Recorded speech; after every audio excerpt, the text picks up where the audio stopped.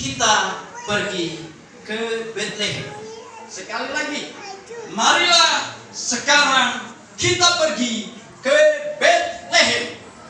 Itulah tema tahun ini. Ketika saya WA dengan Pak Gembala, apa temanya? Temanya adalah tema umum, tema nasional, yaitu marilah sekarang kita ke Bethlehem. Saya tidak membacakan satu ayat saja, tetapi saya membacakan seluruh perikop ini, saudaraku, yaitu ayat 8 sampai terakhir dalam bagian perikop ini. Sebenarnya sudah dibacakan oleh anak-anak kita tadi. Saya membacakannya kembali dalam pasal 2 Lukas itu, yaitu ayatnya yang ke-8 sampai selanjutnya, yaitu dengan perikop gembala-gembala.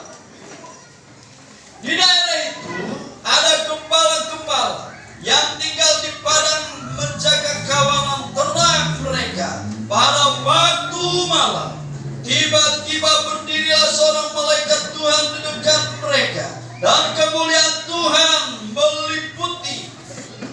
bersinar meliputi mereka, dan mereka sangat ketakutan.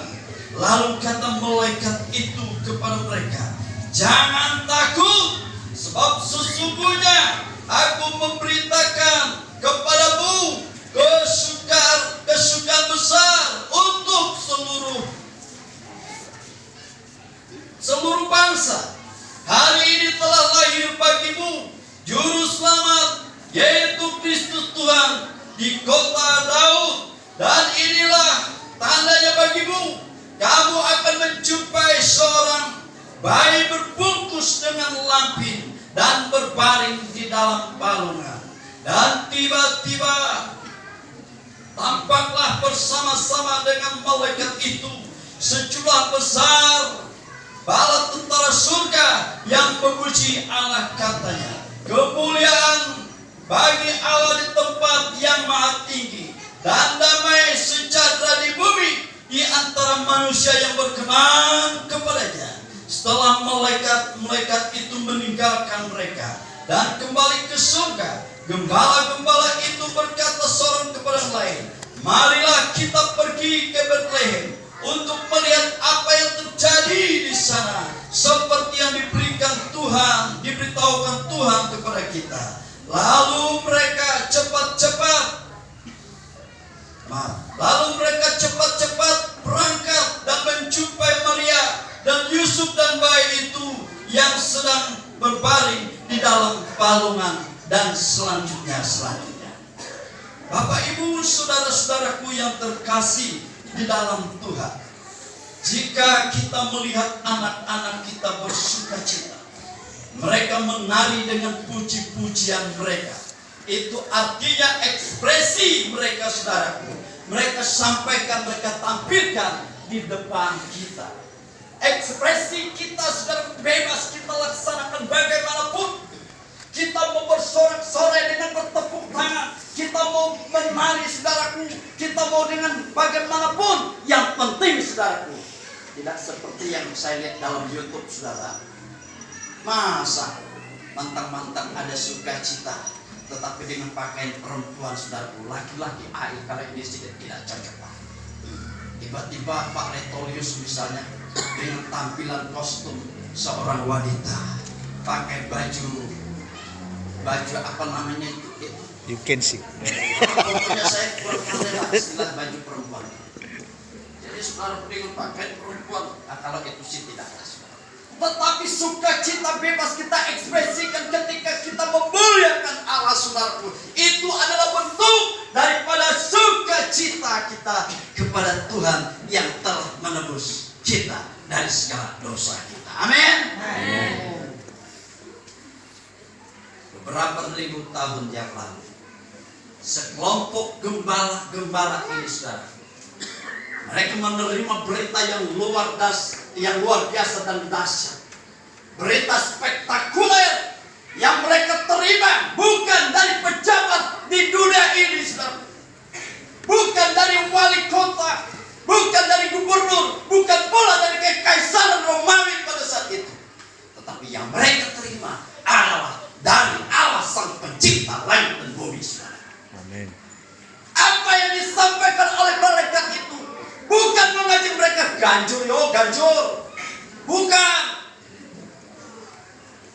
orang sini suka ganjurna. Suka ganjur. Suka loh. Itu sebenarnya tidak ada yang nilai positif, tidak ada.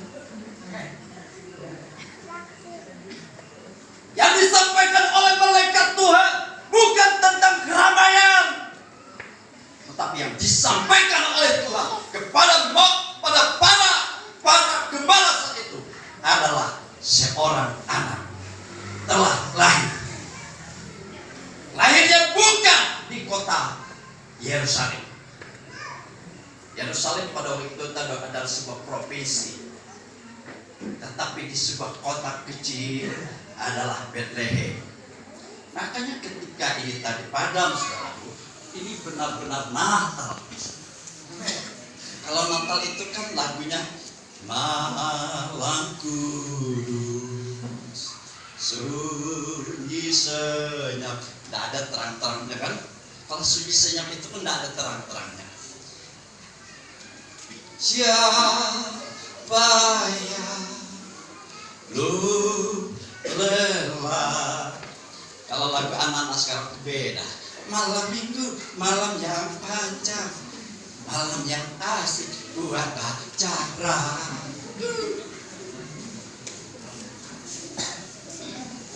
Jadi Bapak Ibu Saudaraku, pada waktu itu malaikat Tuhan menyampaikan berita, yaitu tentang kelahiran Yesus Kristus. Bukan di Yerusalem, bukan di istana raja, bukan di tempat-tempat terhormat, tetapi dalam sebuah palungan, saudara. Ada dikatakan di sini di singgasana ada. Adakah malaikat Tuhan katakan seorang anak lahir di singgasana? Ada. Tetapi di palungan kota Bethlehem yang kecil, saudaraku yang kekasih. Itulah berita yang spektakuler. Selama 400 tahun tidak ada berita dari Allah, tidak ada firman Tuhan. Kalau boleh saya kata masa transisi, saudaraku, tidak ada nabi yang menyampaikan firman Tuhan. Tiba-tiba malaikat Tuhan datang, bukan kepada Herodes, bukan kepada pejabat-pejabat negara, tetapi kepada para malaikat, kepada para gembala-gembala, saudaraku, yang notabene-nya adalah orang-orang rendahan. Apa pekerjaan gembala? Pekerjaan gembala adalah yaitu menjaga kambing domba. Mereka berada selalu di padang. Ada kemungkinan mereka itu bukan mengembalakan punya mereka sendiri, tetapi mereka menjaga segala ternak-ternak orang lain. Yang notabene-nya mereka adalah seorang kecil, orang-orang upahan, orang-orang yang hidup sederhana, kepapaan, saudaraku yang kekasih. Itulah yang didatangi oleh malaikat Tuhan. Tidak cukup malaikat Tuhan. Dulu saya ingat, saudaraku, ketika zaman masih kecil, saudara. Jadi malaikat Tuhan menyampaikan dalam drama rohani. Ibarat ketika Maria itu, ketika gembala-gembala itu sudah berubah, tiba-tiba datang malaikat Tuhan menyampaikan berita itu. Lalu dikata di drama itu sudah maka tampillah yang lain-lain, sudah menyanyikan lagu hormat diri, hormat diri, dengan begitu ramai malaikat Tuhan. Bagi Allah yang ditinggi, malaikat Tuhan begitu ramai menyampaikan berita turut bersukacita. Ya, katakanlah mengikuti malaikat Gabriel yang telah menyampaikan berita ini kepada gembala-gembala. Saudara-saudaraku yang terkasih di dalam Tuhan Yesus Kristus, pada malam hari ini, saudaraku, kita melihat apa yang disampaikan, apa yang dibicarakan oleh tema ini, saudaraku. Marilah kita datang, marilah sekarang kita datang ke Bethlehem. Ada beberapa hal, saudaraku, kita melihat di sini, saudaraku, ada dua hal penting. Yang pertama adalah respon daripada gembala-gembala itu. Ini yang pertama, saudara, yang perlu kita perhatikan di sini. Ketika malaikat Tuhan menyampaikan berita itu, mereka tidak hanya terdiam saja, mereka tidak tidur di sana, saudaraku. Tetapi kita melihat satu sama yang lain berkata begini, mari kita pergi ke Bethlehem. Kita akan melihat apa yang terjadi, apa yang disampaikan oleh malaikat Tuhan itu kepada kita. Ini bentuk daripada responsif daripada gembala. Gembala itu, saudaraku, sesuai dengan apa yang diberitahukan Tuhan kepada mereka. Adakah orang-orang Kristen ketika mendengar berita dari surga lalu berdiam saja? Datang, duduk, dengar, diam. Datang ke gereja, duduk. Kemudian ada orang bicara di mimbar, dengar. Kemudian apa yang mereka sampaikan harus begitu begini, diam saja. Akhirnya menjadi orang Kristen yang dulu. Tetapi lain halnya dengan gembala-gembala ini, saudara. Ketika mereka terbangun dari ketakutan mereka, keterkejutan mereka, mereka berkata satu sama yang lain, mari kita pergi ke Bethlehem. Kita akan melihat apa yang terjadi sesungguhnya di kota Bethlehem itu, saudara. Artinya, saudara, ada respon, ada tanggapan. Tidak hanya mendengar saja, saudara. Orang-orang Molung, baik itu Gapit maupun GKI dan gereja lain, harus responsif terhadap berita kebenaran Allah. Amin. Amin di luar. Hanya ngantuk satu orang saja, yang lainnya mana? Jadi ganjur-ganjur itu dosa, ikutlah di sana. Tapi ikut di gereja. Amin. Amin. Iya. Berapa puluh tahun orang mau menjadi orang Kristen, tetapi saudara tidak responsif terhadap firman Tuhan, saudara. Kita menjadi orang Kristen yang dulu saja. Jadi Bapak Ibu, saudara-saudara yang dikasihi di dalam Tuhan Yesus Kristus, jadi harus ada respon dengan kebenaran firman Tuhan. Tidak hanya diam-diam saja, saudaraku. Kalau kita ingin bertumbuh, kalau kita ingin dewasa, menjadi orang Kristen yang hebat dan diberkati oleh Tuhan, harus respon terhadap kebenaran firman Tuhan. Yang kedua, saudaraku, yang pertama tadi, saudaraku, responsif dari gembala-gembala. Yang kedua adalah tujuan. Mengapa Bethlehem? Mengapa harus ke Bethlehem? Mengapa tidak ke Yerusalem? Mengapa tidak ke tempat-tempat lain? Satu hal yang kita perhatikan, mengapa harus Bethlehem? Yang kita perlu perhatikan di sini karena Bethlehem adalah suatu tempat yang disebut oleh malaikat Tuhan. Itu yang penting, saudara. Yang disampaikan malaikat Tuhan itu tentang apa? Tentang kelahiran hari ini.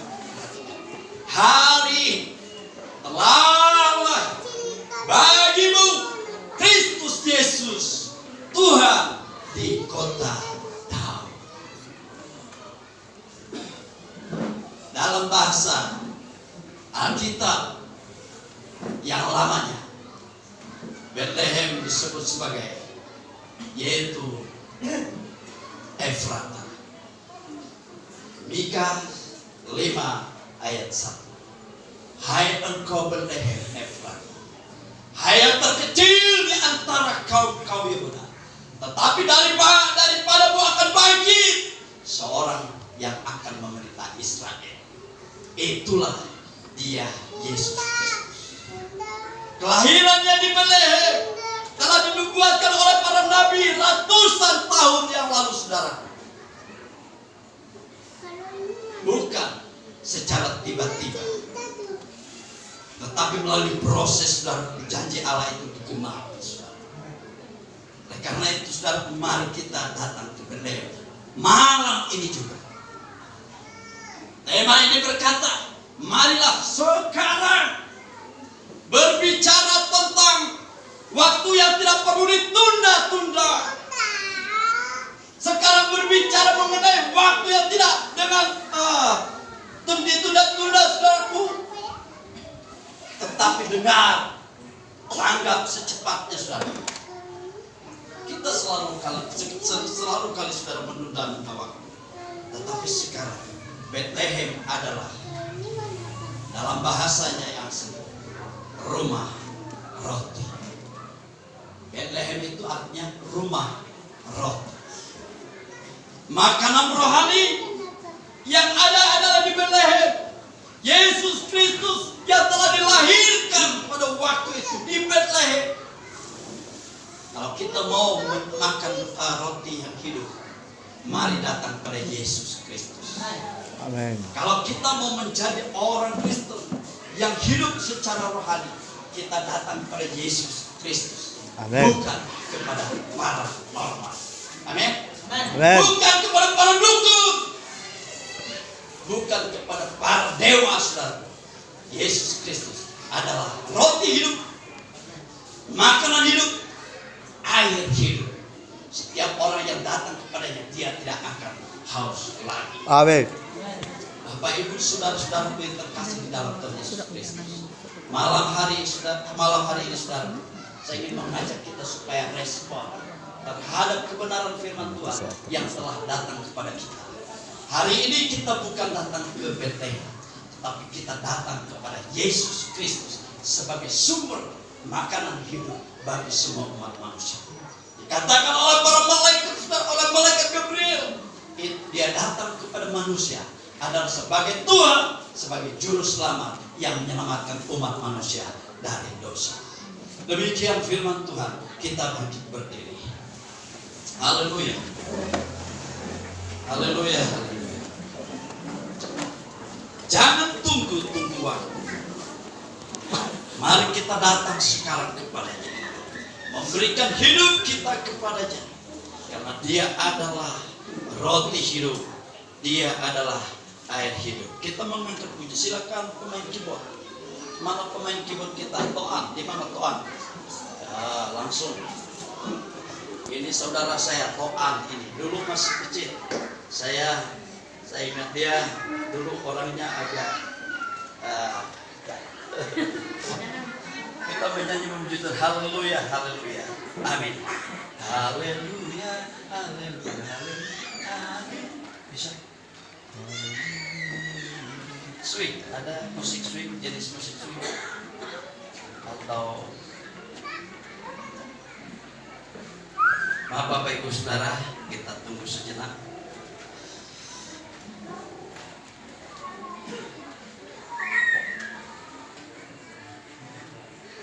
Atau piano saja.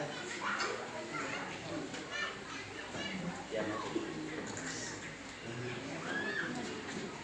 Piano saja.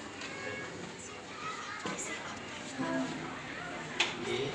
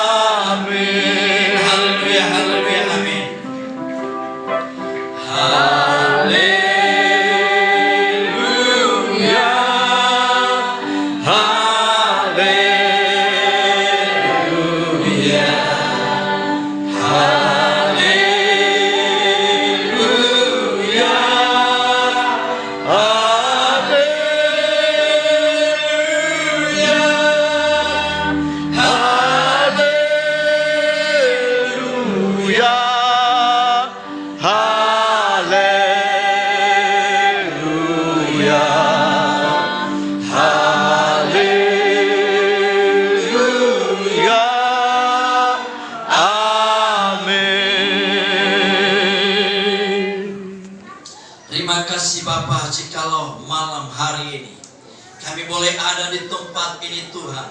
Engkau mengizinkan kami Tuhan untuk mendengar firman Tuhan tentang Yesus Kristus yang adalah roti hidup, makanan rohani bagi kami Tuhan.